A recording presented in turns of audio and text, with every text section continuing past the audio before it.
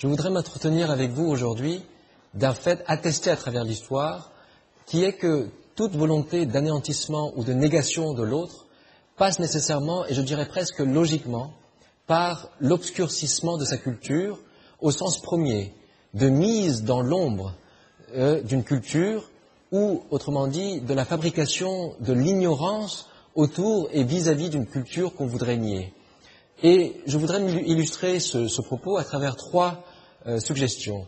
La première qui nous vient en tête, c'est évidemment la destruction des biens et des patrimoines culturels matériels. Nous nous souvenons de l'explosion des grands Bouddhas de Bamiyan en Afghanistan en 2001, et aussi plus proche de nous en 2012, la destruction des mausolées de Tombouctou au Mali, et puis plus proche encore de nous, la destruction par Daesh du temple antique de Baal-Shamim sur le site de Palmyre en Syrie en 2015. Et si on regarde bien, le discours qui sous-tendent et qui justifie ces destructions, ce sont des discours de négation de la diversité, la scission avec l'histoire et la négation de l'altérité. Ce sont là, dit-on, des supports d'idolâtrie, ce sont là des représentations contraires au principe de non-représentation du divin. Ce sont autant de discours qui avancent la scission radicale avec l'histoire des cultures. Ça, c'est la première manifestation. La deuxième manifestation, qui est plus insidieuse cette fois, c'est que l'obscurcissement de la culture de l'autre passe aussi par la négation de sa rationalité ou de sa capacité rationnelle. Je voudrais prendre pour preuve ce que Enrique Dussel, le philosophe mexicain, appelle l'encouvrement des Amériques pour parler de ce qui est communément connu sous le nom de découverte des Amériques en 1492. On parle d'encouvrement puisqu'il s'agit de recouvrir l'histoire et les civilisations amérindiennes à travers la domination coloniale espagnole. C'est à travers et grâce au recouvrement de cette histoire, de ces cultures, qu'on a pu affirmer la domination coloniale et l'exploitation des Amériques. Ce qui est intéressant, c'est de voir la controverse de Valladolid de 1550, et on voit bien que le débat consistait à savoir si les Indiens, ces populations amérindiennes, étaient capables de rationalité, capables de construction politique, et donc est-ce que ces Indiens sont capables de faire culture, de faire civilisation. Et donc on voit bien que là, la négation de l'autre passe par la négation de sa capacité rationnelle de construction d'une culture.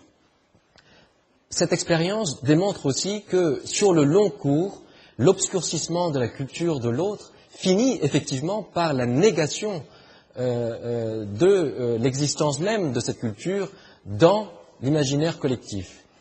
Troisième manifestation, enfin, je voudrais signifier que, de manière ultime, l'obscurcissement de la culture de l'autre est une forme de racisme. Pourquoi ? Parce que tout racisme, a un problème avec la notion de diversité des cultures, de la coexistence de plusieurs manières de concevoir l'existence et le monde.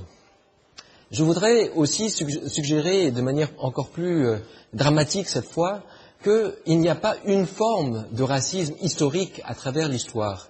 Il y a eu, comme ce que le philosophe Étienne Balibar appelle, plusieurs configurations idéologiques qui donnent à certains groupes des capacités de régénérer, de renouveler des nouvelles formes de racisme.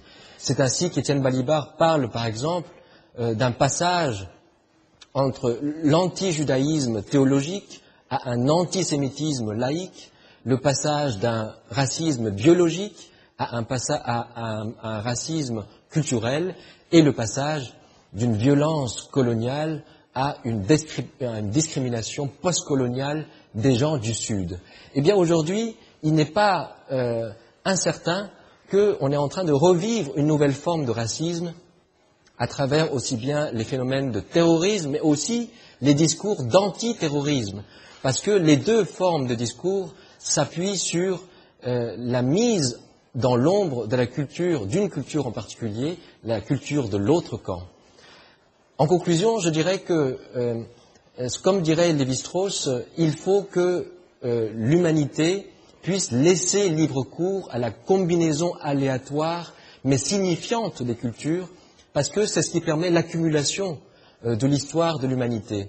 Et donc le drame et l'extrême violence que nous ressentons dans le phénomène d'obscurcissement terroriste de la culture de l'autre, c'est l'affirmation qu'une culture seule peut vivre et doit prédominer et être prépondérante vis-à-vis des autres cultures, ce qui revient, en fin de compte, à nier la possibilité de toute société de faire histoire.